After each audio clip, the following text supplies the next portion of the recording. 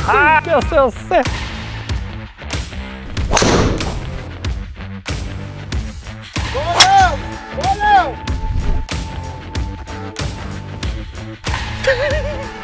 Jag kan inte.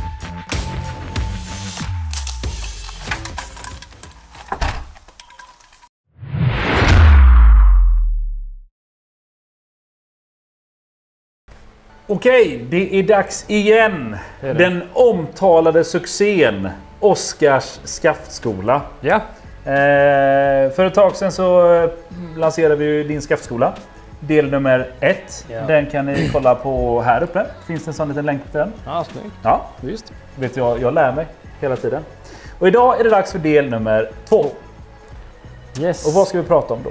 Idag ska vi prata flex. Flex, flux, flix, flax. Exakt. Nej, men vilket flex bör man spela och så här, vad... Jag tänker vi börjar ännu djupare. Ännu djupare. Eller ännu grundare kanske. Vad är flex? Precis. Ja. För att här har jag plockat fram lite skaft. Ja. Vi har TX, vi har X, vi har stiff, vi har regular, vi har M3, vi har 17 high, vi har no flex, autoflex. Ja. Alltså när det kommer till flex på skaft. Som vi har varit inne på förut, vi får så mycket frågor.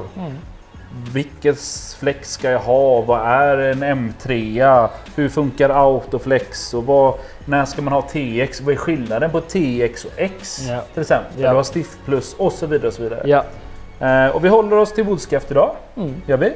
Så kort och gott, vad innebär begreppet flex när vi pratar golfskaft? Styvhet i skaft, alltså hur styva skaften är.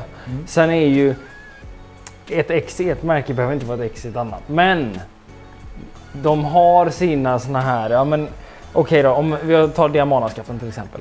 Xet kommer vara styvarna stiffet. Ja. Sen behöver inte det mäta exakt samma som ett X i TPT. Nej. Så, men ju styvare, ja men extra stiff, styvt. Stiff, vanlig stiff liksom sådär, det är väl det de flesta spelar skulle jag säga. Där ligger väl majoriteten av svenska golfare. Sen har du regular som är ganska basic sådär. Mjukt, fint. Seniorflex för den som behöver lite mer flex. Lite mer svung. Lite mer svung helt enkelt. Sen har vi ladyflex till exempel. Men som vi har kommit in på innan, att man kan ju spela ladyflex även om man svingar hastighet som skulle kunna passa ett X-stiff. Ja, vi har ju testat. Ja. Har vi gjort. Och det här är ju det som är så intressant när det kommer till flex. Jag ser alltid flex som en rekommendation. Där finns det olika tabeller man kan vidta. Svingar man 105 uppåt, då brukar man kunna ha ett X-stiff. Svingar man mellan 90 och 105, ja men stiff. Mellan 80-90 regular, 70-80 senior och under 70 dam. Typ. Bara för att ha en typ av rekommendation. Sen är vi ju alla unika som vi kommer in på, så att fitting är väsentligt. Vi hamnar ju någonstans alltid där. Ja. Sen om man nu är så sugen på att ha ett nytt skaft. Jag vill köpa det nya Diamana-skaftet, men jag har inte tid för en fitting. Nej, då eller möjlighet att kanske ta sig någonstans där du kan testa det. Precis. Då kan man ju kolla vad jag spelat tidigare. Har jag gillat den flexpunkten? Hur snabbt svingar jag? Idag är det så lätt att komma åt en trackman i och med alla inomhushallar och sådär. Hur snabbt svingar jag? Men ligger jag på 115? Ja men bra. X-stiff kommer förmodligen att funka ganska bra för dig. Ligger du på 95? Ja men stiff eller regular kommer att funka ganska bra. Sådär. Sen men det är ju inte alltid sanningen. Nej. Alltså så, och det är ju det vi vet vid fitting också. Vi hade ju en kille här inne för ett tag sedan som provade pingdriver.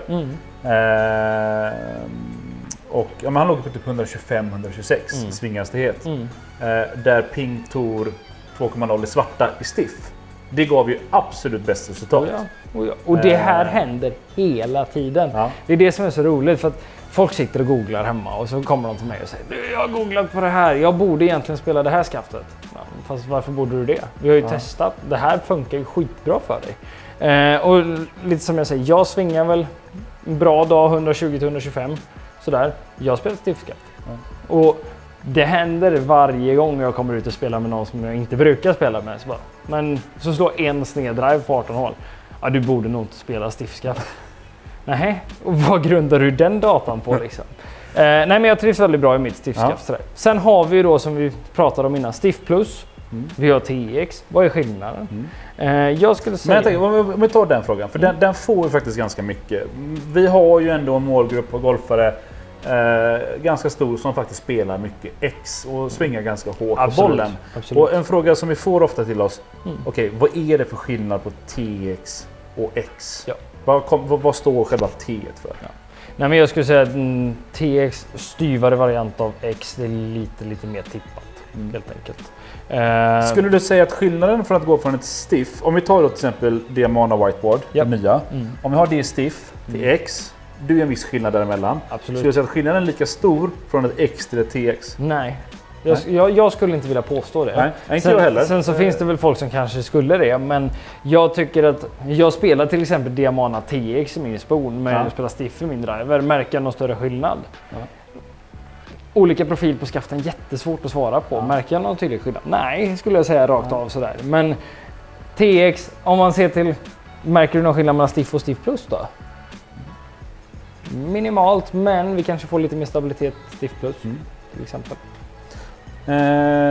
Jag tänker, tar vi Accra till exempel då, som vi jobbar ganska mycket med, och även Oban, vissa andra märken, de jobbar ju inte med det alls, eller i golf också, utan de jobbar med siffror istället. Ja, och där stämmer siffrorna ganska bra överens med alla märken egentligen. Ja, för här har jag ett Accra TZ 5 i M3. Precis. Och vad innebär då M3? M3, det är alltså tredje styvheten. Om vi börjar, ja men då har vi 0 i och för sig, men M3 står för regular. Ja. M4 stiff, M5 X stiff, M2 senior. Vet du vad jag tycker? Nej. Jag tycker det är bättre. Ja, jag håller med dig, för det finns så sjukt många, speciellt om vi säger det som är lite upp till åren, som har den här prestigen kvar. Att jag har alltid spelat stiff. Ja. Och grabbarna kommer skratta åt mig om jag kommer med ett seniorskaft. Jag måste ha ett stiffskaft. Ja men du, det här M2, varsågod. Ja, det här var ju asbra. Vad är det för styvet? Skit ur det. Ja. Lite så. Nej, men det blir nästan lite tydligare också. Så här, du har egentligen från 0 till 6. Ja. Där 6 är det absolut styvaste i form av då TX. Och du har 0 som är någon form av Ladylight-historia. Men det blir också så här, du har 1, 2, 3, 4, 5, 6. Ja. Och där pratar vi likadant som vi pratar recoil-skaft. F1, F2, F3. Och Oban har väl sin... Jag vågar inte svara på om det är ett O eller om det är 0 före. Men ja, jag tror det är 0. 0, 5, 0, 4, 0, 3. Alltså det är ju deras styvhet. Så spelar man ett M3 eller regular, då kan du spela ett 0,3 i Oban. Du kan spela ett F3 i recoil till exempel. Sen har vi också några skaft som egentligen inte har någon benämning på flex. Yep. Exempelvis TPT. Ja. De jobbar med siffror som inte liknar något annat. Och här har jag ett 18 high. Precis, och de benämner inte flexen på sin hemsida. Vi gör det för att vi har på något sätt försökt översätta det här. Sen om det stämmer helt 100. Men om man kollar frekvensmätningen på det så bör det stämma med flexen. Och det är den datan som finns på TPT-skaften då, när det kommer till frekvens. Och vi har försökt översätta det, vi har testat, vi har utvärderat och så vidare. Just för att kunna göra det ändå lite guidande när man läser de produkterna på hemsidan. Precis. Men så där har vi en helt ny kategori där du jobbar från 14 till 21. Ja.